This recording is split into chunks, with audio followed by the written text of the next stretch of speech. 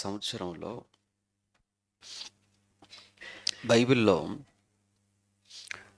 ప్రవక్తలు మనకు అనేక మంది కనబడుతుంటారు. ఈ ప్రవక్తలను గురించినటువంటి లేదా భక్తులను గురించిన పరిపూర్ణమైనటువంటి చరిత్ర మీకు చెప్పాలి, నేర్పించాలి అని ఆశపడుతున్నాను. గతంలో బహుశా లాక్‌డౌన్ టైంలోనేమో మాట్లాడి ఉంటాను ప్రవక్తల జీవిత చరిత్రలో అని. కానీ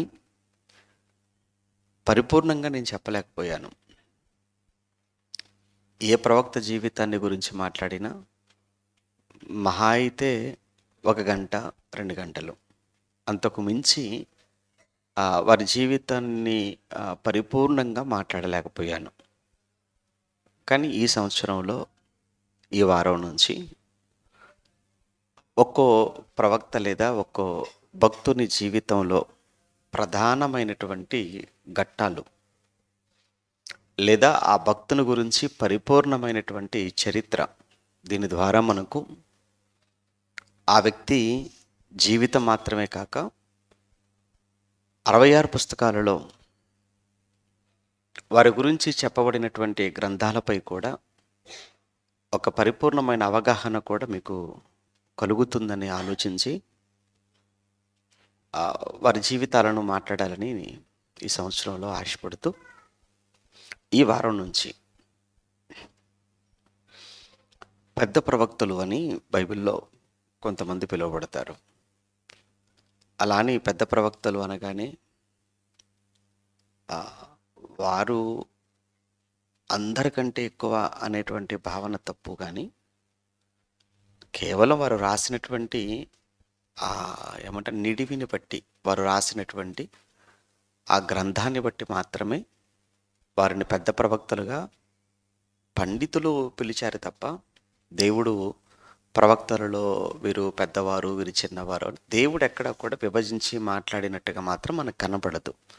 జస్ట్ కేవలం మీరు అర్థం చేసుకోవటానికి వీలుగా ఉండాలి అని కొంతమంది పెద్దవారు, పండితులైన వారు వారు రాసినటువంటి గ్రంథం యొక్క విస్తీర్ణాన్ని బట్టి మాత్రమే వీరు పెద్ద ప్రవక్తలు, వీరు చిన్న ప్రవక్తలు అని విభజించటం జరిగింది. అంతేకాని ఆ దేవుడి దృష్టిలో వీళ్ళు పెద్ద ప్రవక్తలు అనగానే చాలా గొప్పగా ఉన్నారు, చిన్న ప్రవక్తలు అనేటప్పటికీ వీళ్ళు చాలా చిన్నవారు అన్న ఆలోచన, అభిప్రాయానికి మాత్రం మీరు ఎప్పుడూ రాకండి. కేవలం మీరు అర్థం చేసుకోవటానికి వీలుగా ఉండాలని మాత్రమే ఈ పదాలు తప్ప దేవుని దృష్టిలో మాత్రం అంతా సమానమే ప్రవక్తలు. ఇది మీకు ముందుగా తెలియజేయాలి. మనకు మొత్తంగా 17 ప్రవక్తల గ్రంథాలు ఉంటాయి. ఈ 17 ప్రవక్తల గ్రంథాలలో 5 పెద్ద ప్రవక్తల గ్రంథాలు, 12 చిన్న ప్రవక్తల గ్రంథాలు అని చెప్పబడుతుంటాయి. 5 యెషయా గారిది ముందుగా వస్తుంది. తర్వాత ఇర్మియాతో పాటు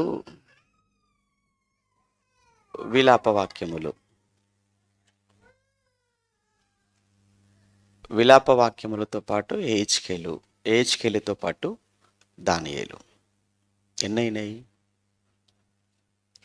వినలేదేమో కదా మీరు. మొదటిది ఏంటి? యెషయా. రెండవది ఇర్మియా. 3 విలాపవాక్యములు. 4 ఏహెచ్కేలు. 5 దానియేలు. ఇందులో విలాపవాక్యములు అనేది చాలా చిన్నదే. కానీ ఆ విలాపవాక్యముల గ్రంథ రచయిత ఇర్మియా కావడం వలన ఆ గ్రంథాన్ని ఇర్మియా గ్రంథంలో భాగంగా మాట్లాడుతూ పెద్ద ప్రవక్తల గ్రంథాలుగా చెప్పడం జరిగింది. ఓకే, వీరిలో ఈరోజు ఇర్మియా జీవితాన్ని గురించి కొన్ని వారాలు, ఈ ఒక వారమే కాదు, ఇర్మియా గారి గురించి నేర్చుకోవాలి అని అంటే 1 వారంతో సరిపోదు, కొన్ని వారాలు కావాలి. కొన్ని వారాలు అని అంటే ఆల్మోస్ట్ కొన్ని నెలల వరకు కూడా ఇతని జీవితాన్ని గురించి మాట్లాడుకోవాలి. ప్రవక్తల గ్రంథాలలో యెషయా గ్రంథం తర్వాత అతిపెద్ద గ్రంథము అని అంటే ఇర్మియా గ్రంథమే కనబడుతుంది. బైబిల్లో కూడా మీరు చూస్తే కీర్తనల గ్రంథం 150 కీర్తనలు కదా, అతి పెద్దదిగా కనబడుతుంది. ఆ తర్వాత యెషయా గ్రంథం 66 అధ్యాయాలుగా మనం చదువుకుంటాం. ఆ తర్వాత 52 అధ్యాయాలతో ఇర్మియా గ్రంథం మనకు కనబడుతుంది. కనుక మొత్తం 39 పుస్తకాలు పాత నిబంధనలో ఉంటే ఈ 39 పాత నిబంధన పుస్తకాలలో మొదటి స్థానం విస్తీర్ణంలో ఎవరిది? కీర్తనలది. 150 కీర్తనలు. 2 యెషయా గ్రంథం 66 అధ్యాయాలు. 3 ఇర్మియా ఎన్ని అధ్యాయాలు? 52 అధ్యాయాలు. నేను అధ్యాయాల పరంగా మాట్లాడుతున్నాను, వచనాల పరంగా కాదు, అధ్యాయాల పరంగా మాట్లాడాను. ఇప్పుడు వీరిలో ఈ రోజు నుంచి ఇర్మియా గ్రంథాన్ని గురించి కాదు, ఇర్మియా ప్రవక్తను గురించి మాట్లాడుకోబోతున్నాం. ఓకే, ఇక ఆలస్యం చేయకుండా ఇర్మియా జీవితాన్ని లేదా ఇర్మియా ప్రవక్తను గురించి మనం నేర్చుకోవడానికి ముందు ఇర్మియా అనేటువంటి ఈ మాట హెబ్రీ పదాలు కదా, ఇవన్నీ కూడా హెబ్రీ పేర్లు కదా. ఈ హెబ్రీ పేర్లకు అర్థాలు ఉంటాయి. ఒక పేరుకు ఒక అర్థం ఉంటుంది తెలుగులో. ఇర్మియా అనేటువంటి ఈ పేరుకు అర్థం యెహోవా స్థాపించును అని అర్థం. ఇర్మియా అనే ఈ మాటకు, ఈ పేరుకు అర్థం యెహోవా స్థాపించును.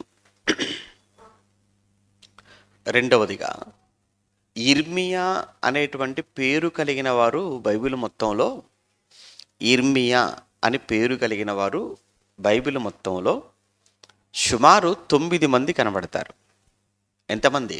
ఇర్మియా అని పేరు కలిగిన వారు బైబిల్లో మొత్తం ఎంతమంది కనబడతారు? 9 మంది. ఈ 9 మందిలో ప్రధానమైన ముఖ్యమైనటువంటి వ్యక్తి ఇప్పుడు మనం మాట్లాడుకోబోతున్నటువంటి ఇర్మియా ప్రవక్త. 9 మందిలో ఇర్మియా అనేటువంటి ప్రవక్త ముఖ్యమైనటువంటి వాడుగా, ప్రధానమైన వ్యక్తిగా మనకు కనబడతాడు.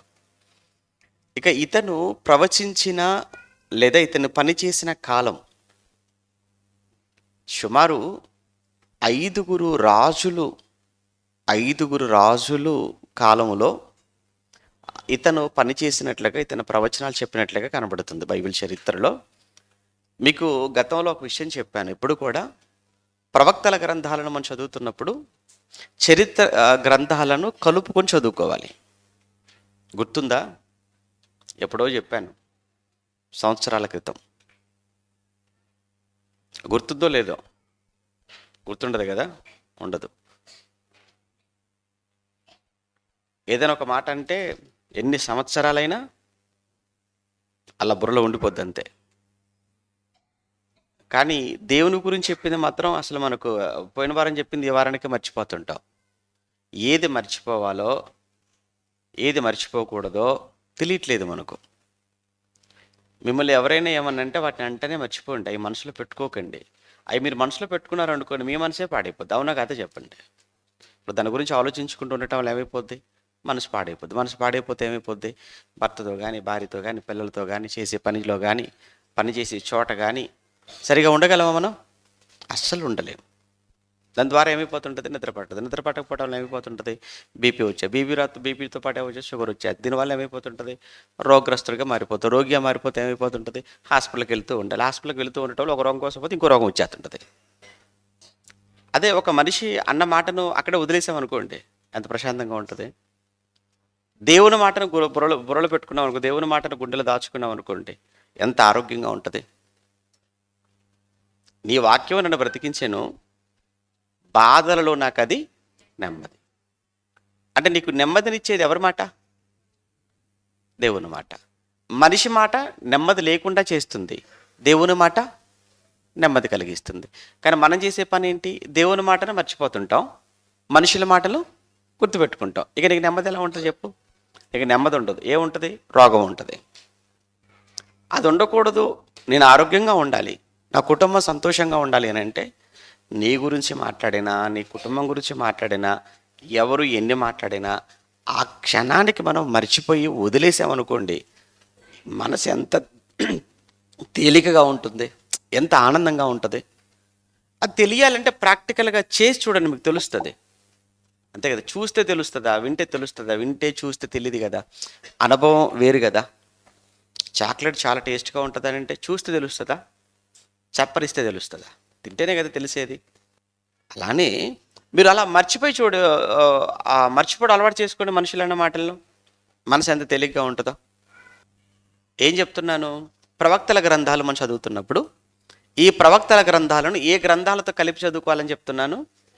చరిత్ర గ్రంథాలతో కలిపి చదువుకోవాలని చెప్తున్నాను. చరిత్ర గ్రంథాలు ఎన్ని ఉన్నాయి మనకు మొత్తం? చరిత్ర గ్రంథాలు ఎన్ని ఉన్నాయి పాత నిబంధనలో? మర్చిపోయారా? చూసారా ఎంత సులువుగా మర్చిపోతున్నారండి వాక్యాన్ని మీరు, ఎంత సులువుగా. వాళ్ళు వీళ్ళు అన్న మాటలు మాత్రం అస్సలు మర్చిపోరు. నాకు అందుకే కోపం వచ్చి తిట్టేస్తుంటాను. ఇక నుంచి నేను పేరు పెట్టి అడిగేస్తుంటాను. ఎవరిని అడుగుతానో వాళ్ళు ఖచ్చితంగా చెప్పాలి. అలా మేము అన్నీ చెబుతామండి అనుకుంటేనే రండి. మీరు అడగండి, మేము చెబుతాము. ఏం అడుగుతాము? మీ ఇంట్లో ఏ కూరని అడగను. మీరు ఆ బట్టలు ఎందుకు కట్టుకొచ్చుకున్నారో నాకు వద్దు. నేను అడిగేది ఏంటంటే బైబిల్నే అడుగుతాను. మీరు వచ్చేది కూడా బైబిల్ నేర్చుకోవడానికి కదా వస్తున్నారు. మరి బైబిల్ నేర్చుకోవడానికి వచ్చినప్పుడు నేను బైబిల్ నుంచి అడగకపోతే నేను బైబిల్ నుంచి అడుగుతాను. మీరు చెప్పడానికి సిద్ధంగా రండి, సిద్ధపడి రండి. అలానే మీకు చెప్పని విషయాలు అడిగి మిమ్మల్ని ఎందుకు ఇబ్బంది పడతానా? చెప్పని విషయాలు మిమ్మల్ని ఎందుకు అడుగుతాను? చెప్పిన విషయాలు అడుగుతాను. అంటే కనీసం ఉండాలి కదా, కనీస జ్ఞానం ఉండాలి కదండి. 10 ఏళ్ళు అవుతుంది, 20 ఏళ్ళు అవుతుంది అని గొప్పలు చెప్పుకోవటం కాదు కదా. బైబిల్ మీద కొద్దో గొప్ప మనకు నాలెడ్జ్ లేకపోతే 10 ఏళ్ళు వెళ్ళి ఏం ప్రయోజనం? 20 ఏళ్ళ నుంచి ఉన్న ఏం సుఖం?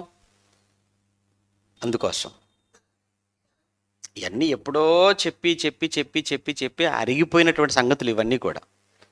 అయినా మీరు మాట్లాడట్లేదని అంటే అది చాలా నిర్లక్ష్యం. అది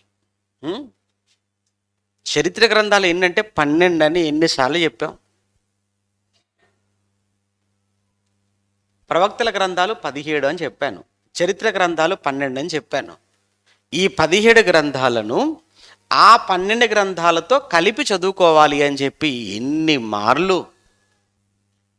ఆ 12 పుస్తకాలు ఎక్కడి నుంచి స్టార్ట్ అవుతాయి? అవి చరిత్ర గ్రంథాలు ఎక్కడి నుంచి స్టార్ట్ అవుతాయి? మాట్లాడండి, పురుషుల వైపు నుంచి మాట్లాడండి. తల ఎత్తి మాట్లాడండి. తల దించుకోకూడదు. తప్పు చేసామా ఏమైనా? తల ఎత్తుకొనే ఉండాలి ఎప్పుడు కూడా. తల దించుకోవాల్సిన పని లేదు ఆరాధనలో. తల ఎత్తి చెప్పండి. ఎక్కడి నుంచి ప్రారంభమవుతాయి ప్రవక్తల చరిత్ర గ్రంథాలు? యెహోషువ గ్రంథం నుంచి ప్రారంభమవుతాయి. ఆ యెహోషువ నుంచి ఎక్కడ, ఏది చివరిది ఏంటి చరిత్ర గ్రంథాలలో? ఎస్తేరు గ్రంథం చివరిది. ఇక నుంచి ఖచ్చితంగా నేను పరీక్ష పెట్టినప్పుడు అందుకే బలవంతంగా తలుపులు వేసి అందరూ పరీక్ష రాయండి ఈసారి తప్పనిసరిగా ఎవ్వరూ కూడా ఒక్కరు కూడా బయటకు వెళ్ళకూడదు. అవసరమైతే ఆరాధన ఆపి మధ్యలోనే పేపర్లు ఇచ్చేసి పరీక్ష పెడతాను. మీరు చదవాలి. బైబిలే కదా చదవమంటున్నాను, నేను చదవమంటున్నాను నేనేమైనా? మీ చేతిలో ఉన్న బైబిల్ మీరు ఇంటి దగ్గర చదువుకొని రండి, ఇక్కడ పరీక్ష పెడతానంటే కూడా చదవకపోతే ఇంత నిర్లక్ష్యం ఉంటే ఎలా చెప్పండి? సరే, ఈ చరిత్ర గ్రంథాలు యెహోషువ మొదలుకొని ఎస్తేరు వరకు ఈ 12, ఈ 17 పుస్తకాలతో యెషయా గ్రంథం మొదలుకుంటే అదే కదా, ఎక్కడ వరకు? మలాకి వరకు. ఈ 17 పుస్తకాలు కలిపి చదువుకోవాలి. అప్పుడే మనకు ఈ ప్రవక్తల గ్రంథాలు అర్థమవుతాయి. లేకపోతే ప్రవక్తల గ్రంథాలు అర్థం కావు. ఎవరికి చెప్తున్నాడు ప్రవక్త? ఎవరితో మాట్లాడుతున్నాడు ప్రవక్త? ఆయన ఎవరికి చెప్తున్నాడు, ఆయన ఎవరితో మాట్లాడుతున్నాడు అన్నది మనకు తెలియాలి అని అంటే ఈ ప్రవక్త గ్రంథాన్ని తీసుకుని వెళ్ళి చరిత్ర గ్రంథాలతో లింక్ చేసి కలిపి చదువుకున్నప్పుడు మాత్రమే అర్థమవుతుంది. ఇప్పుడు ఇర్మియా గురించి వచ్చింది ప్రస్తావన. ఈ ఇర్మియా 5 రాజులకు ప్రవచించాడు. అంటే 5 రాజుల కాలంలో పనిచేశాడు. ఎవరు 5 చెప్తాను. మీలో చెప్తే గొప్పోళ్ళే. ఎవరు రావట్లేదు అనమాట. ఆదివారాలు ఎవరు రావట్లేదు, ఎవరో ఒకరిద్దరు వస్తున్నారన్నమాట వినడానికి.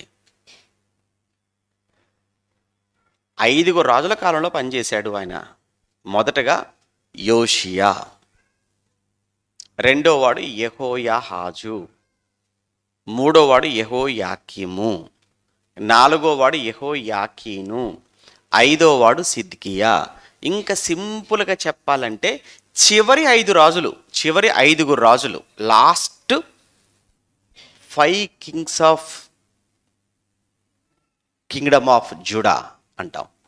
అంటే యూదా రాజ్యానికి చివరి 5 రాజుల కాలం, లాస్ట్ నుంచి. యూదా రాజులు మొత్తం ఎంతమంది?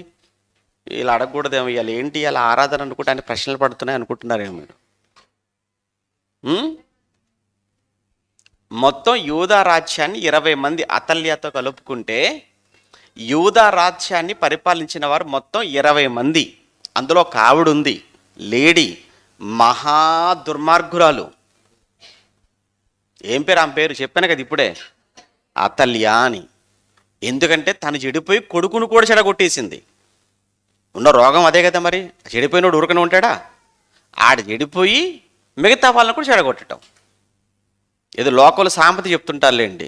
తను చెడిన కోతట వనంలో ఉన్న మిగతా కోతులను కూడా ఏం చేసిందట? అలా ఉన్నారు వీళ్ళు. చెడిపోయి వీళ్ళొక్కలే పోనీలే ఏదో అని అనుకోరు. నేను చెడిపోయాను, వాడు ఎందుకు బాగుపడాలి? నేను మానేశాను, వాడు ఎందుకు వెళ్ళాలి?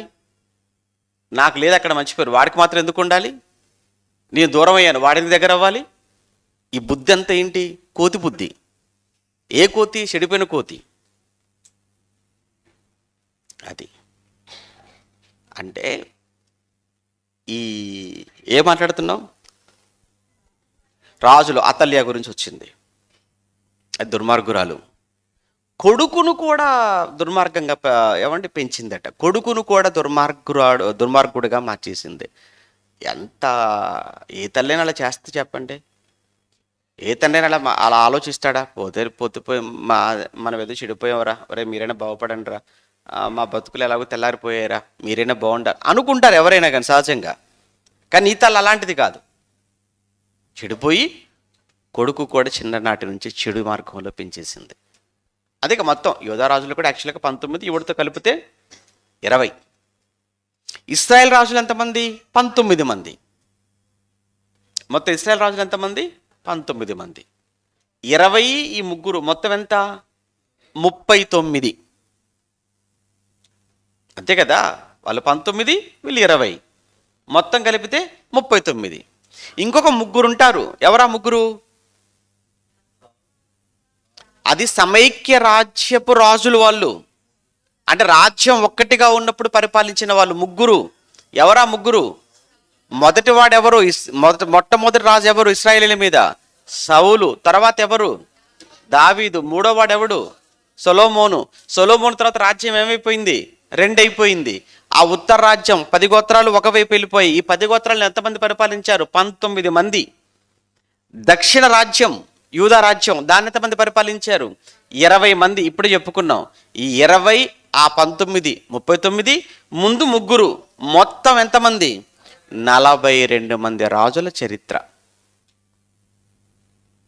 ఇవన్నీ ఎప్పుడు మాట్లాడి? 3-4 ఏళ్ల క్రితం లాక్డౌన్లో మాట్లాడి.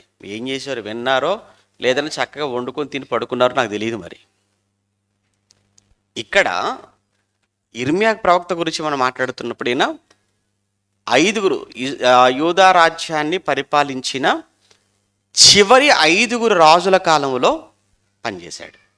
ఇక ఇతను తండ్రి ఎవరో, ఇతను ఏ ఊరికి చెందినవాడో, ఆ విషయాలు కూడా అక్కడ చెప్పబడ్డాయి. ఒకసారి అది కూడా చూద్దాం. ఈరోజు మనం ఇర్మియా యొక్క ఇంట్రడక్షన్ చూస్తున్నాం. ఇంట్రడక్షన్ పరిచయాన్ని మనం చూస్తున్నాం. ఓకే, చూద్దామా? ఇర్మియా గ్రంథం మొదటి అధ్యాయం. ఇర్మియా గ్రంథం మొదటి అధ్యాయంలో మొదటి వచనంలో, బెన్యామీను దేశమందలి అనాతోతులో కాపురమున్న యాజకులలో ఒకడై హిల్కియా కుమారుడైన ఇర్మియా వాక్యములు అన్నాడు. ఏ దేశానికి చెందినవాడట ఇతను? బెన్యామీను దేశానికి చెందినవాడు. బెన్యామీను దేశం అనంటే ఇప్పుడు ఏ భాగంలోకి వస్తుంది? అది ఉత్తర రాజ్యమా, దక్షిణ రాజ్యం కిందికి వచ్చిద్దా? చెప్పాలి. పురుషులు మాట్లాడట్లేదు. ఎప్పుడు అడిగినా కానీ ఆ రమేష్ అన్న ఒక్కడు తప్ప ఇంకెవరు మాట్లాడరు. ఎందుకో మరి. వాళ్ళు 2-3 సంవత్సరాల నుంచి వస్తున్నారండి. ఇక్కడ 10 ఏళ్ళ నుంచి వచ్చే వాళ్ళు ఉన్నారు ఇక్కడ. మాట్లాడకపోతే ఎలా చెప్పండి?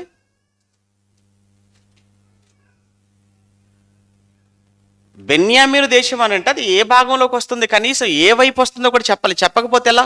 దక్షిణ భాగం అది. యూదా బెన్యామీని ఈ రెండింటిని కలిపి ఏమన్నారు? యూదా గోత్రము బెన్యామీను గోత్రాన్ని కలిపి ఏ రాజ్యం అన్నారు? దాన్ని దక్షిణ రాజ్యము లేదా యూదా రాజ్యము అన్నారు. అంటే ఇప్పుడు బెన్యామీను దేశం అందలంటే యూదా దేశంలో ఉన్నాడనమాట. యూదా భూభాగంలోకి వస్తుంది ఆ బెన్యామీను గోత్రం, ఆ బెన్యామీను దేశం. బెన్యామీను దేశములందలి అనానోతు అన్నట్టు చూసారు అక్కడ. అనాతోతు అని అంటే అది విలేజ్, ఒక గ్రామం. ఆ గ్రామము యెరూషలేముకు కింది దక్షిణ భాగాన, యెరూషలేము పట్టణానికి దక్షిణ భాగాన సుమారు ఒక 5 కిలోమీటర్ల దూరంలో ఉంది. అంటే యెరూషలేము పట్టణానికి చాలా దగ్గరగా ఉన్నటువంటి గ్రామం. ఏ గ్రామం అది? అనాతోతు. గుర్తుంచుకోవాలి. అనాతోతులో కాపురమున్న యాజకులలో ఒకడైన హిల్కియా అన్నాడు. అంటే హిల్కియా అనేటువంటి వ్యక్తి ఇర్మియా గారి తండ్రి గారైతే, ఇర్మియా తండ్రి గారైన హిల్కియా ఏ వృత్తిలో ఉన్నాడు? ఆయన యాజక వృత్తి. ఇప్పుడు యాజకులు అంటే ఎవరు? ఏ గోత్రానికి యాజకత్వం ఇచ్చాడు చెప్పండి పురుషులారా, మీరు మాట్లాడండి. యాజకత్వం అనేది ఎవరికి అప్పచెప్పాడు దేవుడు? పాత నిబంధనలో 12 గోత్రాలలో లేవీయులకు అప్పగించాడు. అంటే ఇప్పుడు మనకి ఏమర్థమవుతుంది? ఇర్మియా అనేటువంటి వ్యక్తి యాజకుని కొడుకు, ఒక యాజకుని కుమారుడు. ఏం పేరు ఆయన పేరు? హిల్కియా. ఏ ఊరు? అనాతోతు. అనాతోతు ఎక్కడుంది? యెరూషలేముకు దగ్గరగా ఉంది. మొత్తంగా ఇదంతా ఏ దేశంలో ఉంది? బెన్యామీను.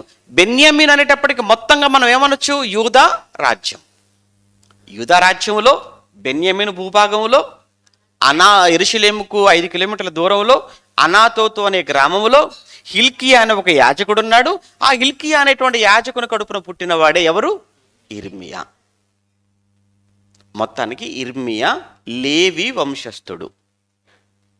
ఓకేనా? ఇప్పుడు ఇర్మియా గారి ఆలోచన ఎలా ఉంటుంది అని అంటే, నెక్స్ట్ మా నాన్నగారు ఇప్పుడు యాజకుడిగా పనిచేస్తున్నాడు. ఎక్కడ? యెరూషలేములో. మా నాన్న యాజకుడిగా పనిచేస్తున్నాడు కనుక నెక్స్ట్ నేను ఆయన తర్వాత, లేదా ఆయన ఉంటుండగానే నెక్స్ట్ నేను కూడా యాజకుడిని అవుతాను అని తను యాజకత్వాన్ని జరిగించడానికి సిద్ధపడుతున్నాడు, ప్రిపేర్ అవుతున్నాడు. అది మనకు తెలియాలి. ఎవరు ప్రిపేర్ అవుతున్నారు ఇప్పుడు? ఇర్మియా సిద్ధపడుతున్నాడు. ఎందుకంటే యాజకుడు కనుక, లేవీయుడు కనుక నెక్స్ట్ నా డ్యూటీ ఏంటంటే యాజకత్వం. రాజులు అనంటే ఎవరు అనంటే యూదులు, యూదా గోత్రం వాళ్ళంతా రాజులు. లేవీలంతా ఎవరు? యాజకులు. ఇప్పుడు ఇది యూదుడు కాదు కనుక, లేవీయుడు కనుక తప్పనిసరిగా అతనికి దేవుడు అప్పగించిన పని ఏంటంటే యాజకత్వం. ప్రిపేర్ అవుతున్నాడు. దేవుని మందిరంలో సేవ చేయడానికి సిద్ధపడుతున్నటువంటి సమయం అన్నమాట అది. ఇంకొక మాట, ఇర్మియా గారికి ఉన్నటువంటి ఇంకొక పేరు ఏంటంటే, ఇతన్ని కన్నీటి ప్రవక్త అని కూడా అంటారు, విలపించు ప్రవక్త అని కూడా మాట్లాడతారు. ఎందుకు ఆ పేరు వచ్చిందంటారు? కన్నీటి ప్రవక్త అని, విలపించు ప్రవక్త అని ఆ పేరు ఎందుకు వచ్చిందో మీలో ఎవరైనా ధైర్యం చేసి, ఇతనికి విలపించు ప్రవక్త లేదా కన్నీటి ప్రవక్త అనే ఆ పేరు ఎందుకు వచ్చిందో ఎవరైనా ధైర్యం చేసి కాస్త చరిత్ర మీద అవగాహన ఉంటే. విషయం ఏంటంటే మీరు ఎప్పుడు చెప్పారన్నమాట అనకండి, నేను చెప్పాను కాబట్టి అడుగుతున్నాను.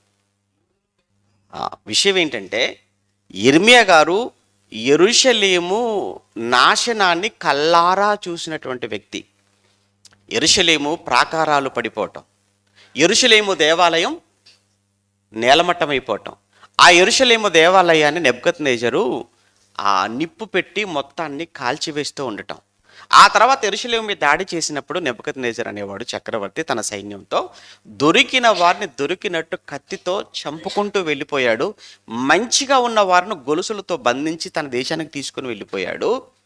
ఆ తర్వాత ఇర్మియా పడిపోయిన ప్రాకారాలు చూసి, పడగొట్టబడిన ఆ దేవాలయాన్ని చూసి, చనిపోయి శవాలు గుట్టలు గుట్టలుగా ఉన్నటువంటి ఆ శవాలన్నీ చూసి, వాటి మధ్య నడుచుకుంటూ వెళ్ళిపోతూ ఆ భయంకరమైన పరిస్థితిని కల్లారా చూసి విలపిస్తూ, రోదిస్తూ, కన్నీళ్లు పెట్టుకుంటూ రాసినటువంటి పుస్తకం విలాప వాక్యములు.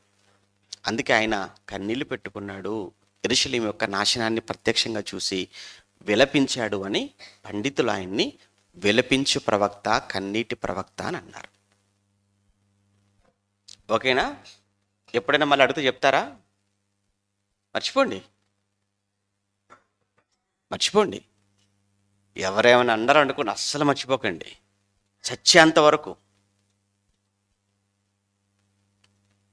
ఏది మర్చిపోవాలి, ఏది మర్చిపోకూడదు. ఎవరు ఏమన్నా అస్సలు పట్టించుకోకండి, వాళ్ళ కోసం ప్రార్థన చేయండి. దేవుడు మిమ్మల్ని చాలా గొప్ప చేస్తాడు. మిమ్మల్ని దూషించే వారి కొరకు, మిమ్మల్ని హింసించే వారి కొరకు ఏం చేయమన్నాడు దేవుడు బైబిల్లో? ఏం చేయమన్నాడు? మళ్ళీ దూషించమన్నాడా?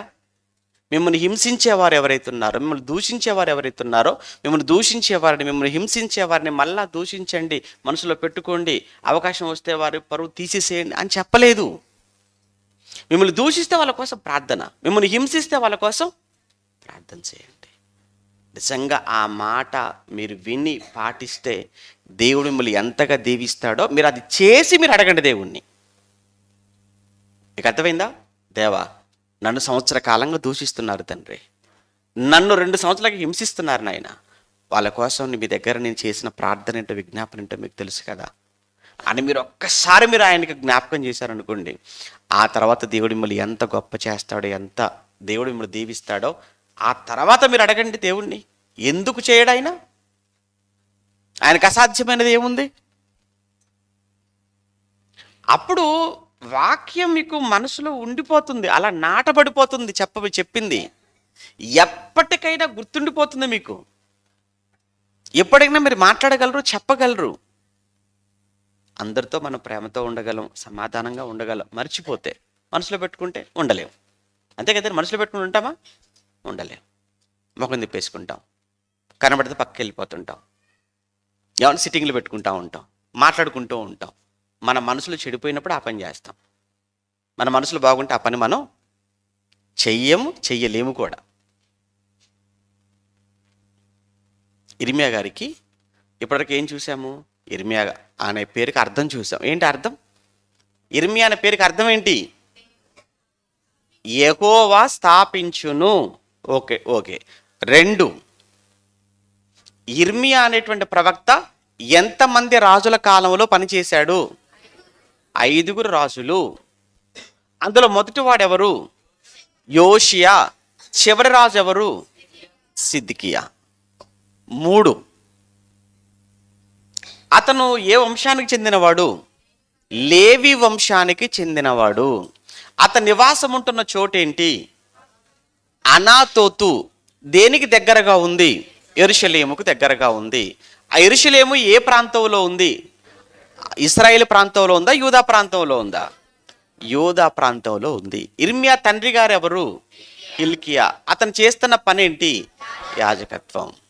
ఇంతవరకు ఓకే. నెక్స్ట్ ఇతను యాజకుడుగా సిద్ధపడుతున్నాడు.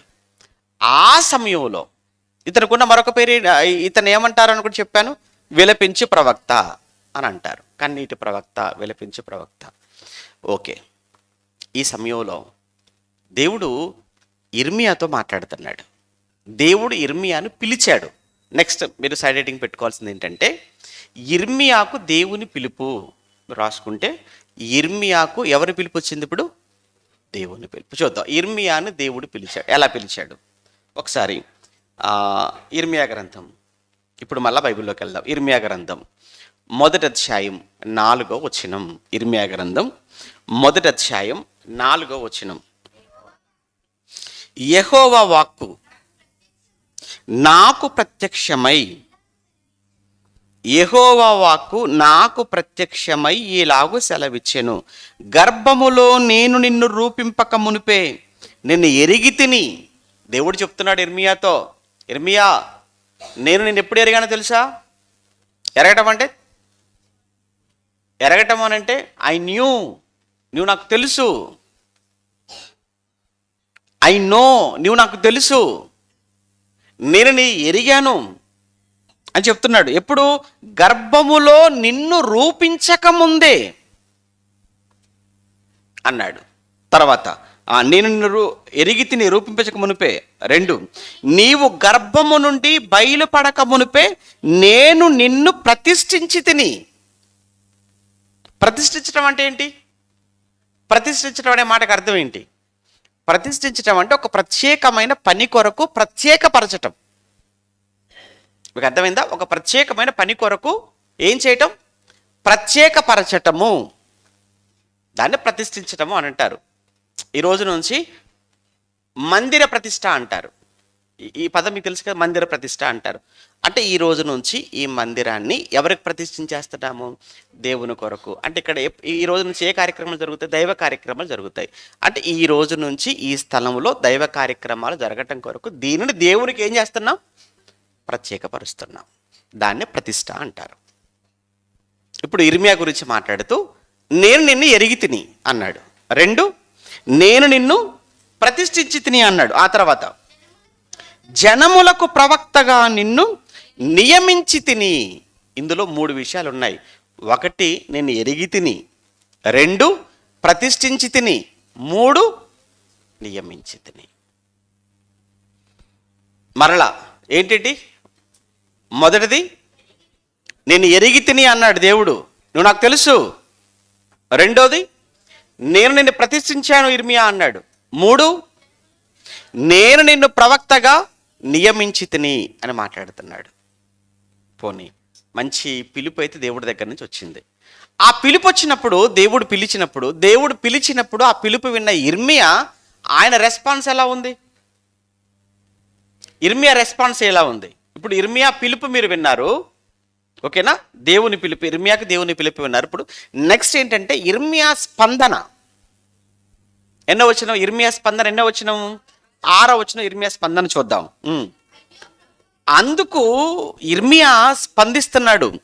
అయ్యో ప్రభువు యెహోవా, చిత్తగించుము, నేను బాలుడనే, మాటలాడుటకు నాకు శక్తి చాలదు అని నేను అనగా అన్నాడు. దేవుడు పిలవగానే ఇర్మియా ఏమంటున్నాడు పాపం? అయ్యో మహానుభావా, దయచేసి ఆలకించయ్యా, నేను బాలుడను, మాటలాడుటకు నాకు శక్తి చాలదు. ఇప్పుడు మాటలాడటానికి శక్తి చాలదు అని ఇర్మియా చెబితే తప్ప దేవుడికి తెలియదా ఇర్మియా గురించి? ఇర్మియా చెబితే తప్ప తెలియదా? నేను అడుగుతానండి ఒక మాట, మీరు బైబిల్ బేస్ చేసుకుని చెప్పండి. ఇప్పుడు మన అవసరాలు ఏవైతే ఉన్నాయో అవి మనం దేవునికి చెబితే తప్ప దేవునికి తెలియదా? బైబిల్ని ఆధారం చేసుకుని చెప్పండి. మన అవసరాలు మనం దేవునికి చెబితే తప్ప తెలియదా? తెలియదనే వాళ్ళు ఎంతమంది ఉన్నారు? అందరు తెలిసినా అంటున్నారా? అంటే మన అవసరాలు మనం దేవునికి చెప్పకపోయినా దేవునికి తెలుసు. యేసుప్రభు చెప్పాడు కదా, మీరు అడగక మునిపే మీకు అక్కరగా ఉన్నవేవో నాకు తెలుసు. కొన్ని సందర్భాల్లో మనం అడుగుతుంటాం, అడిగినా కానీ మనకు అందకుండా పోతుంటాయి. అప్పుడు మనం ఏమనుకోవాలి? ఓహో, ఇది మనకు అక్కర్లేదేమో. మీకు అర్థమైందా? మనం అడుగుతుంటాం దేవుణ్ణి, వారం రోజులుగా అడుగుతుంటాం, నెలల తరబడి అడుగుతుంటాం, సంవత్సరాల తరబడి మనం అడుగుతుంటాం దేవుణ్ణి. మరి నెలల తరబడి అడుగుతున్నా, సంవత్సరాల తరబడి మనం అడుగుతున్న దాన్ని మనం పొందుకోలేకపోతున్నాము అనంటే, మనం అడుగుతున్నది దేవుడు మనకి ఇవ్వడం లేదు అనంటే, ఇవ్వకూడదని కాదు, అది నీకు అవసరం లేదని.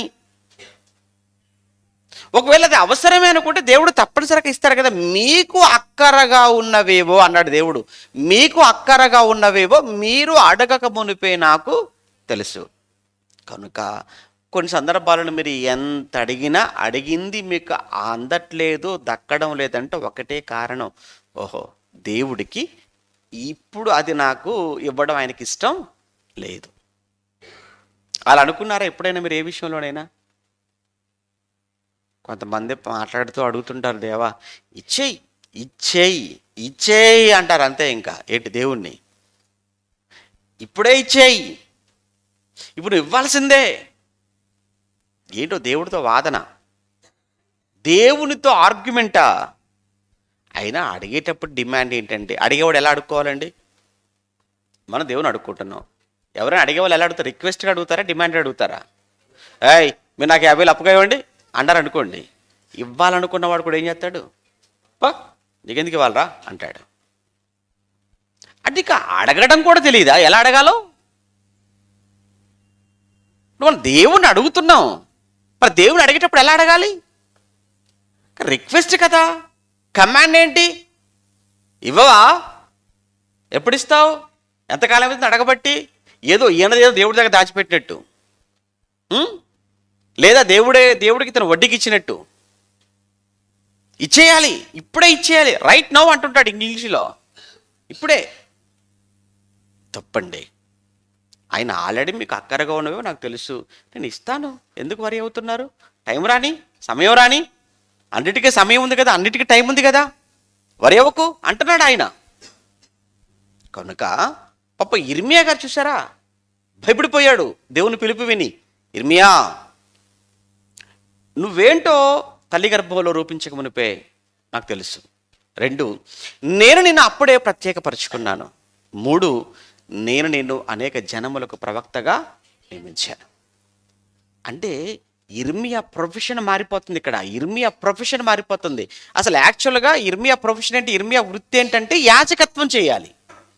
యాజ కుటుంబంలో పుట్టాడు కదా, యాజ కుటుంబంలో పుట్టాడు కనుక ఎక్కడ పనిచేయాలి? ఆయన యెరూషలేములో దేవాలయంలో పనిచేయాలి. కానీ నువ్వు దేవాలయంలో కాదు పనిచేయవలసింది, సమాజంలోకి వెళ్ళి పనిచేయాలి. ఇప్పుడు నువ్వు ప్రవక్త అంటే దేవాలయంలో పనిచేస్తాడు, సమాజంలో పనిచేస్తాడా? సమాజంలోకి వెళ్ళాలి. ఇదేంటయ్యా, దేవాలయంలో చక్కగా ఒక చోటుండి చక్కగా పనిచేసుకోవాల్సిన వాడిని దేవాలయాన్ని వదిలేసి సమాజంలోకి వెళ్ళిపోమంటున్నావు, ఇది చాలా కష్టం. ఇంకొక విషయం చెప్పమంటారండి, గుళ్ళో యాజకత్వం చేయటం కష్టమా, ఆ ప్రవక్తగా పనిచేయటం కష్టమా అంటే రెండిట్లో ఏది కష్టం అంటారు మీరు చెప్పండి? కొంచెం ఆలోచించి చెప్పండి. 1 యాజకత్వం, 2 ప్రవక్త. యాజకత్వం అంటేనే గుడిలో చేసే పని, ప్రవక్త అంటేనే ఎక్కడ చేసే పని? సమాజంలోకి వెళ్ళి చేసే పని. ఈ రెండిట్లో ఏది సులువు చెప్పండి? దేవుడు మీ ముందు రెండిట్లో ఏమండి 2 మీ ముందు పెట్టాడు, మీరు దేని కోరుకుంటారు? దేవుడు మీకే ఇచ్చాడు ఆప్షన్ ఏంటి? ఒకటి యాజకత్వం ఖాళీగా ఉంది, ఒకటి ప్రవక్త పోస్ట్ ఖాళీగా ఉందిరా, ఈ రెండిట్లో నీకు ఏది కావాలో కోరుకో అని దేవుడు మిమ్మల్ని అడిగాడు అనుకోండి, అడగడు అనుకోండి, మీరు దేని కోరుకుంటారు చెప్పండి? ఎందుకు యాజకత్వాన్ని కోరుకుంటారు? యాజకత్వాన్ని ఎందుకు కోరుకుంటారంటే చెప్తాను. 3. ఒకటి ఏంటంటే, ప్రజల్లో మంచి పేరు ఉంటుందండి. ప్రజల్లో మంచి పేరు, ఎందుకంటే ప్రజలందరూ కూడా దేవాలయానికి వస్తారు. ప్రజలందరూ దేవాలయానికి వచ్చినప్పుడు ప్రజలందరి సమస్యలు యాజకుడికి చెప్తారు. బాగా వినండి, ప్రజల సమస్యలు ఎవరికి చెప్తారు? యాజకుడికి. యాజకుడు ఈ సమస్యలు ఎవరికి చెప్తుంటాడు? అప్పుడు ప్రజలందరి దృష్టిలో యాజకుడు ఎలా ఉంటాడంటే, చూసావా మా కోసం యాజకుడు ఎవరిని అడుగుతున్నాడు? యాజకుడు మా కొరకు దేవుణ్ణి అడుగుతున్నాడు అని యాజకుడి మీద ఒక మంచి అభిప్రాయం ఉంటుంది. మంచి. 2, వీళ్ళు తీసుకొని వస్తారు చూసారు అర్పణలు, వీళ్ళు తీసుకొని వస్తారు చూసారు ఆ కానుకలు. ఈ కానుకల్లో, ఈ అర్పణలో కూడా యాజకుడికి ఏముంటుంది? వాటా.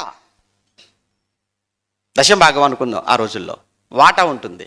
1, వీళ్ళ దగ్గర మంచి పేరు ఉంటుంది, ఎందుకంటే వీళ్ళ సమస్యలను పట్టించుకుంటున్నాడు కదా, వీళ్ళ సమస్యల కోసం దేవుని అడుగుతున్నాడు కదా, చూసావా మన కోసం దేవుని అడుగుతున్నాడు, మన కోసం ప్రార్థన చేస్తున్నాడు అని 1 ప్రజల్లో మంచి పేరు.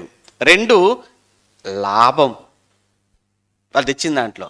3 ఇంకోటి ఉంది, సుఖం. ఎడబడుతుందా? ఎండ పడుతుందా?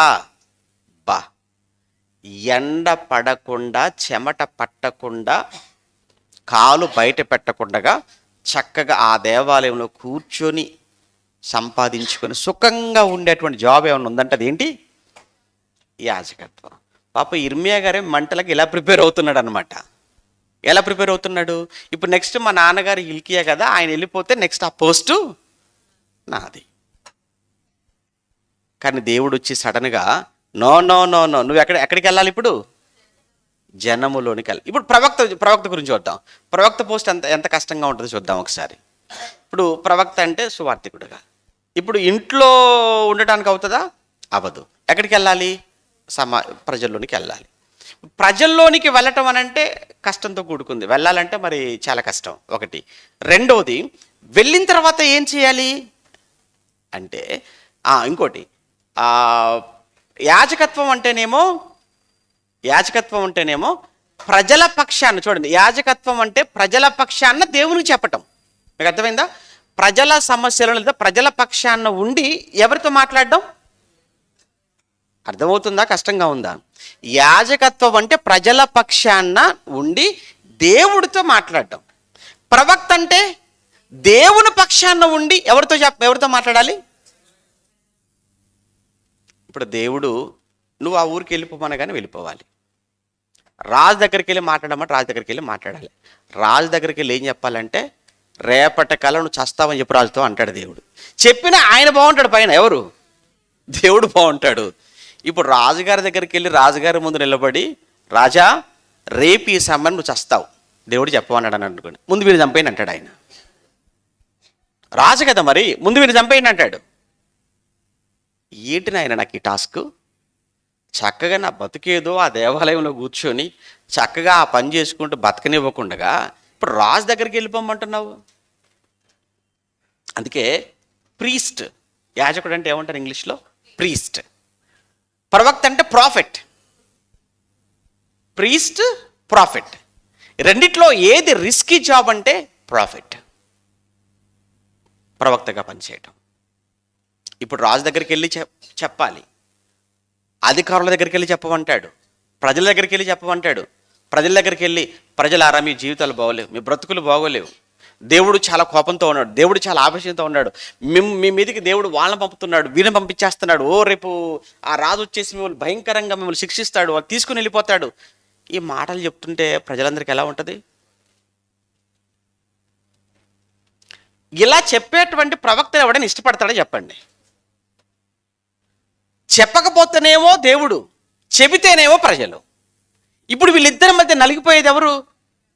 ప్రవక్త జాబ్.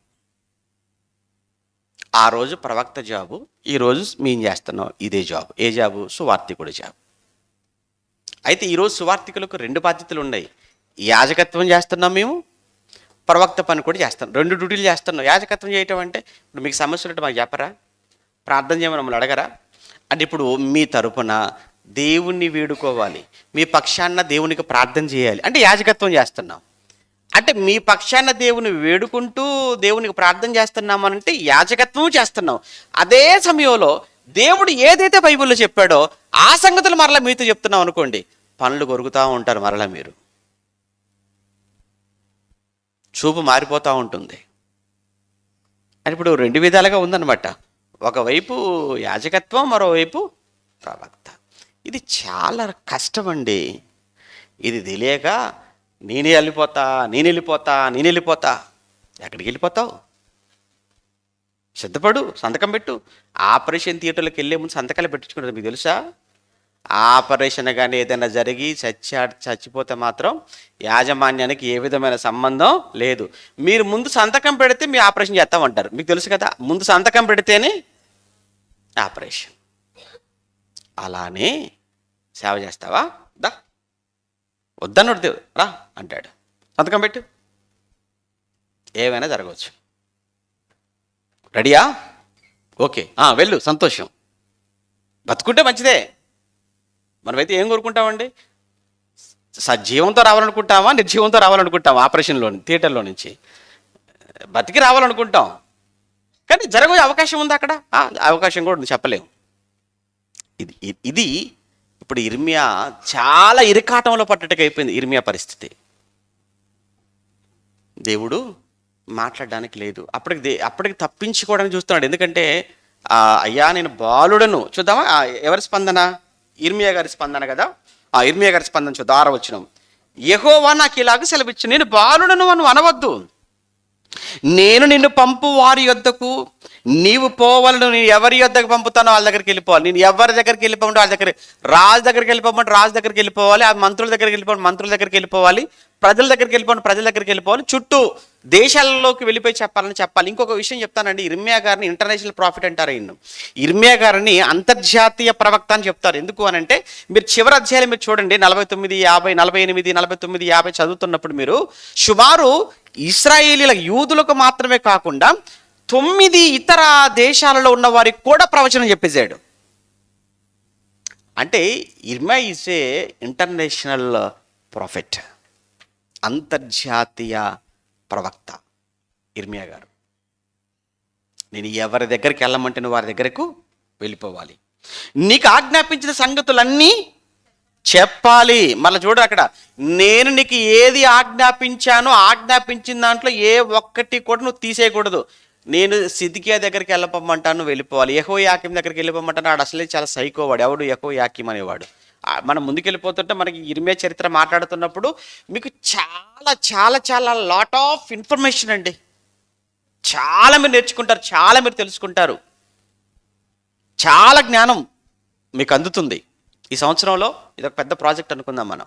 చాలా, ఏ ఒక్క వారం మిస్ అయిపోయినా మీరు చాలా లాస్ అయిపోతారు. చాలా చాలా ఇన్ఫర్మేషన్ మీకు లభిస్తుంది. ఇప్పుడు రాబోయేటువంటి ఈ ఇర్మియా ఈ ఏమంటారు ఈ ఎపిసోడ్స్లో, ఈ సిరీస్లో నేను ఏది ఆజ్ఞాపించాలో చెప్పు, నువ్వు నిర్మోహమాటంగా చెప్పేయి. ఒక మాట చెప్తాను. ఇప్పుడు ఈ భారతదేశానికి సంబంధించి ప్రధాని గారి దగ్గరికి వెళ్ళిపోయి, రేపొద్దున పాకిస్తాన్ వాళ్ళు మన మీదకి వస్తారండి, మన దేశాన్ని పాకిస్తాన్ ఆక్రమించకూడదని చెప్పామనుకోండి, ఈడు దేశద్రోహి అంటారా అనరా చెప్పండి? అలాంటి పాకిస్తాన్లో ఉన్నవాడు ఎవడైనా కానీ వెళ్ళేసి ఆ దేశం ఓడిపోయే దేశమే, మన దేశంతో పెట్టుకుంటే ఆ దేశం ఏమైపోతే ఖచ్చితంగా ఓడిపోతుంది. అయినా పాకిస్తాన్లో ఉన్నవాడు ఎవడైనా కానీ పాకిస్తాన్ ప్రధాని దగ్గరికి వెళ్ళిపోయేసి ఏమండి రేపొద్దున భారతదేశం మన మీద అటాక్ చేయబోతుంది, భారతదేశానికి మన దేశాన్ని దేవుడు అప్పగించబోతున్నాడని ఆ దేశ ప్రధానితో చెప్పాడు అనుకోండి, దేశ ప్రధాని మొదలుకొని ప్రజల వరకు అందరూ వీన్ని తీసుకొచ్చినాడు రోడ్డు మీద ఉరితీ చంపేయండి, కాల్ చంపేయండి అంటారు అంతే. ఎందుకు? ఈ దేశంలో ఉండి ఈ దేశం కోసం మంచి చెప్పకుండా ఈ దేశం కోసం ఏం చెప్తున్నాడు? చెడు చెప్తున్నాడు. వాస్తవంగా జరిగేదే అది, కానీ అది చెబితే దేశద్రోహి అంటారు.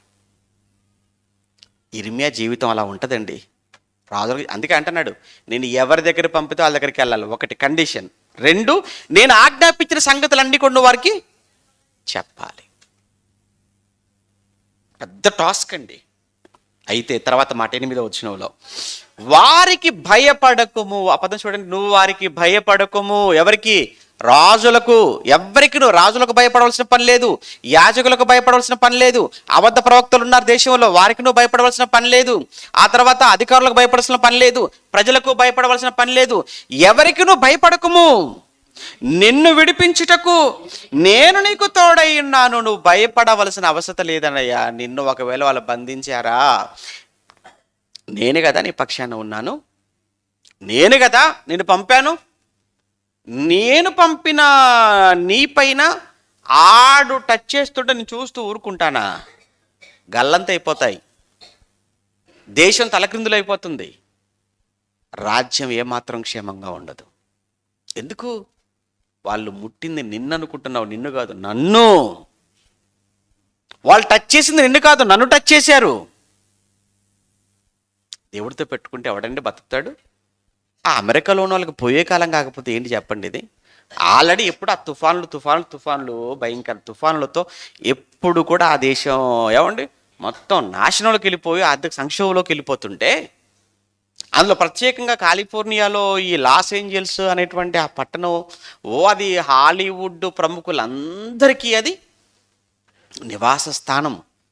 ప్రపంచంలో ఉన్నటువంటి అతిపెద్ద రాజకీయంలో కానీ అతిపెద్ద వ్యాపారాలలో కానీ ఆరితేరిన ప్రముఖులైనటువంటి వాళ్ళంతా కూడా నివసించే పట్టణం. చాలా కాస్ట్లీ లివింగ్ అండి అక్కడ, చాలా ఖరీదైన పట్టణం. ఏమంటారు? ఆస్కార్ అవార్డులు ఇస్తారు ప్రపంచంలో అత్యున్నతమైన సినిమా ఫీల్డ్లో పురస్కారం ఏమైనా ఉందంటే అది ఏ పురస్కారం? అది ఆస్కార్. అలాంటి ఆస్కార్ అవార్డులు ఇచ్చేటువంటి పట్టణం అది అక్కడ. ఇప్పటి వరకు అక్కడ మంటలు చల్లారిపోలేదు, ఇప్పటికీ మంటలు చల్లారిపోలేదు, ఇప్పటికీ మండిపోతూనే ఉన్నాయి. ఈ మంటలు, ఈ కారు చిచ్చు అనేది ఆ లాస్ ఏంజల్స్ను ఆ కాలిఫోర్నియాను అంటుకోక మునుపు సరిగ్గా వారం క్రితం ఒక ప్రోగ్రాంలో ఈ తలబిరుసు, ఈ పొగరు, అహంకారులు అంతా కూడా వాళ్ళకున్న జ్ఞానంతో, డబ్బుతో, కళ్ళు మత్తుతో ఆ మైకంలో వారు మాట్లాడినటువంటి హేళనకరమైన దూషణకరమైన మాటలు ఏంటంటే, అసలు దేవుడు అనేవాడు మమ్మల్ని ఏమీ చేయలేడు, అసలు దేవుడు లేడు. ఇంకో విషయం చెప్పినా అండి, 1912 అనుకుంటాను, అట్లాంటిక్ ఓషన్లో ఏంటిది, ఆ, ఏం షిప్ అది, టైటానిక్ షిప్. 1912లో అట్లాంటిక్ ఓషన్లో టైటానిక్ షిప్ మునిగిపోయింది. అది మునిగిపోవటానికి కూడా ఆలోచిస్తే వెనకాల రీజన్స్ను చాలా చాలా ఆ రోజుల్లో ఉన్నటువంటి టెక్నాలజీ అంతటిని ఉపయోగించి అతిపెద్ద షిప్ అది. కొన్ని ఏమంటారు, కొన్ని వందల మంది ప్రయాణికులు అందులో ఉండిపోయారు. అది తయారు చేసిన వాడు కానీ, కొన్నవాడు కానీ, ఆ తర్వాత ఆ కంపెనీ కానీ, అందులో ప్రయాణం చేసేవాళ్ళు కానీ ఒకటే మాట అన్నారు, దేవుడు కూడా ఈ షిప్ను సముద్రంలో ముంచలేడు. వాళ్ళు రాసుకొని బయలుదేరారు. మరి దేవుడు కూడా ఈ షిప్ను సముద్రంలో ముంచలేడు. మునిగిపోయిందా? మునిగిపోయిందా లేదా? మునిగిపోయింది. చచ్చారా లేదా? చచ్చిపోయారు. అసలు దేవుడు జోలికి ఎందుకండి వస్తారు? సేమ్ ఈ లాస్ ఏంజల్స్లో కూడా మీరు చూడండి, సరిగ్గా ఈ మంటలు అంటుకోక వారం ముందు మీరు చూసే ఉంటారు సోషల్ మీడియాలో. ఇది గాడ్ బ్లెస్డ్ అమెరికా కాదు, దేవుడు దీవిస్తే అభివృద్ధి చెందిన అమెరికా కాదు. ఇది గాడ్ బ్లెస్డ్ అమెరికా కాదు, దేవుడు దీవించటం వల్ల, దేవుడు ఆశీర్వదించటం వల్ల అభివృద్ధి చెందిన అమెరికా కాదు. ఇది గాడ్ లెస్ అమెరికా, దేవుడు లేని అమెరికా, దేవుడికి సంబంధం లేని అమెరికా అని వారం క్రితమే కారు కూతలు కూశారు, పొగరుతో మాట్లాడారు, మదవెక్కి మాట్లాడారు. వారి మదం, వారి పొగరు, వారి అహంకారం ఒక వారం తిరిగేసరికి అణిగిపోయింది. కట్టుకున్నటువంటి ఆకాశాన్ని అంటే హరమ్యానాలు అన్నీ కళ్ళ ముందు కాలిపోతున్నాయి. డాలర్స్ నోట్ల కట్టలన్నీ కళ్ళ ముందు కాలిపోతున్నాయి.